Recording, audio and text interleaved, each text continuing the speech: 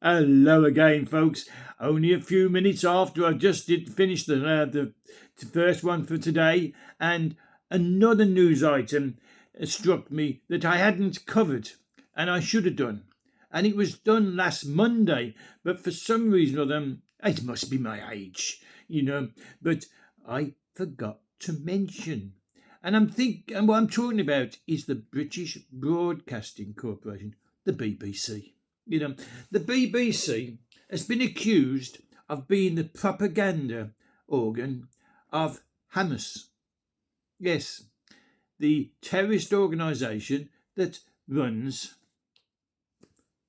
Palestine, the Gaza Strip.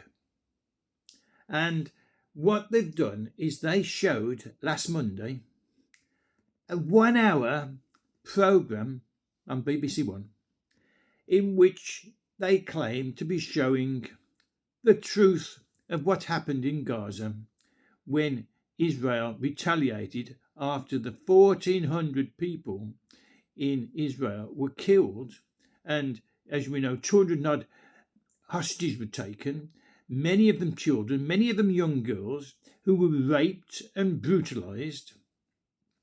I understand today, and today is the 19th of February, it's Wednesday, and that they've handed back, Hamas have handed back 3 hostages, Israeli hostages, dead.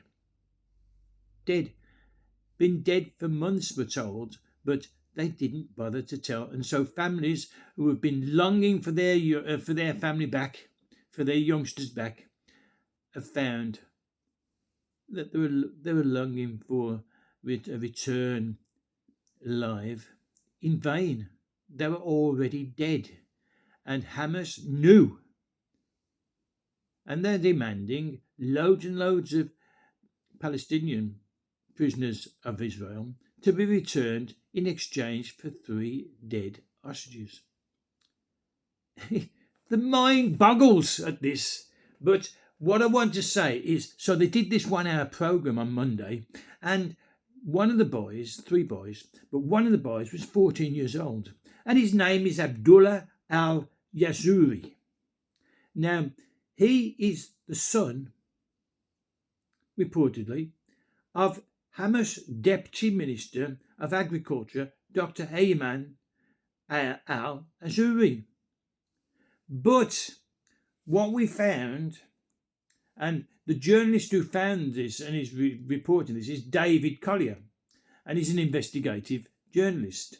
And what he was saying to us is that they allowed BBC allowed this 14-year-old boy, son of a minister of Hamas, the terrorist organisation, to walk around for an hour for the programme, and they filmed him sympathetically. But what they missed out was what was it called? Channel 4 used him, the same boy, in a video. And I'm trying to find where I've got it here, because I've got to get this right, because I don't want to say something that's not true. But so let me see if I can find it. I've got some of the information here. Can I find it? It seems, I'll try and find it a bit later, but he was featured, this 14-year-old boy was featured by Channel 4 as the son of a man who turned out to be his uncle. So this boy is playing different parts for different films and for different filming companies like BBC, Channel 4, and he's doing these different parts. I remember seeing, they showed that, Israel had retaliated after their 1,400 people were killed, and there was a lorry, and it had got lots of dead Palestinian men. No, only men.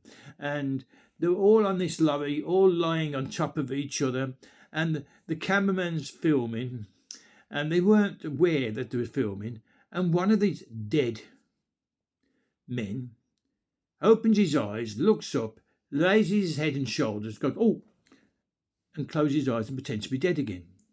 Propaganda. And it doesn't matter what you're thinking, whether, was Israel right to retaliate? Was Israel right to bomb the Hamas people out of the Gaza Strip? Well, I'm not going to comment on that, but I'll leave that up to you. What I'm saying is there was a lot of propaganda that misled the people. For instance, I saw about 3 weeks ago, there was when the aid was allowed to come through again, but there were protests from the Gaza Strip residents who were starving and homeless and oh dear, and they turned up well dressed, clean, and looking well fed. Nobody looked gaunt, nobody looked distressed. They were cheering, and they were it was when the first lot of Israeli prisoners, Israel let go and released the Palestinian prisoners, and they go way, and they all looked well. And we thought, well, what about all this propaganda we've seen of all these films from BBC where they're starving and dirty and living in tents and they've been flooded out and so on? You think, yet they've all now got nice clean clothes and look well fed. Why? How? If they were in such a dire straits? It depends on the way you look at things, doesn't it? But let me see what if I can find. The BBC was asked, "Did you pay the boy?" The BBC has now faced furious. I'm reading this. Faced furious criticism from Conservative Baroness Foster, who posted a total lack of accurate research resulted in hour-long propaganda and lies. And this is it. Why didn't they check it out? Why? I tell you why. Because independent journalists from the West are not allowed in the Gaza. So they rely on people who are in the Gaza Strip that Hamas approve of. So, of course, Hamas is not going to let you see the truth. They're going to make sure that what you get is what they want you to see. And then the BBC doesn't clarify this. The media, all the major media outlets, they don't clarify this. They let you think, oh look, this is a genuine program. An hour's program on BBC last Monday. Sort of. It's the BBC. It must be correct. They wouldn't put lies. They wouldn't put propaganda. But you see, they don't control. They said, oh, well, we edited it in London. When we received it, we edited it in London. So it isn't propaganda. Of course it is, because what they've got is what they were given. They can only edit what they've been given.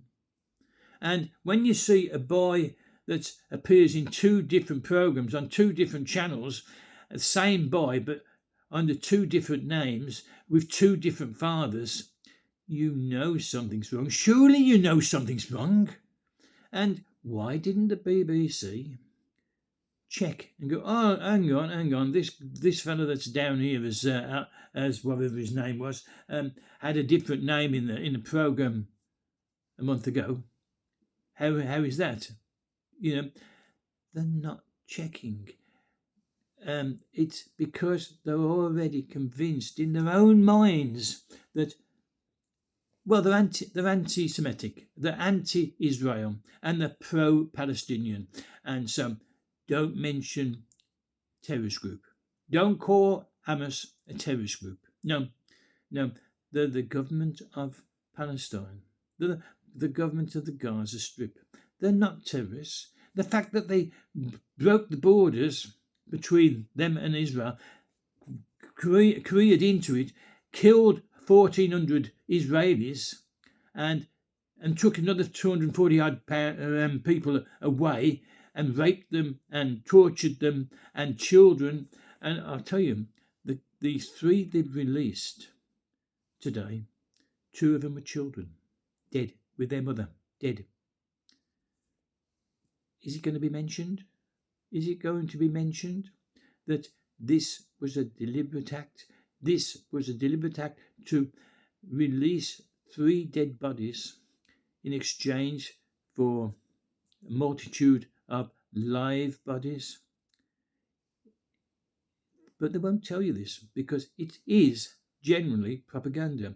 Your comments, please, your comments, and don't forget the like button. Do like the button. As I've said before, many times before, what I'm saying is I give you the news swiftly, short, brief, but I give you all the facts, and so please like it if that's what you like, and subscribe. It doesn't cost you a penny, doesn't cost you a cent, doesn't even cost you a rupee. It's totally free. So until the next one, and there's lots of news keeps coming up, and it's I've got to let you know about it because the media, the press media, are not telling you. So okay, until the next one, bye for now.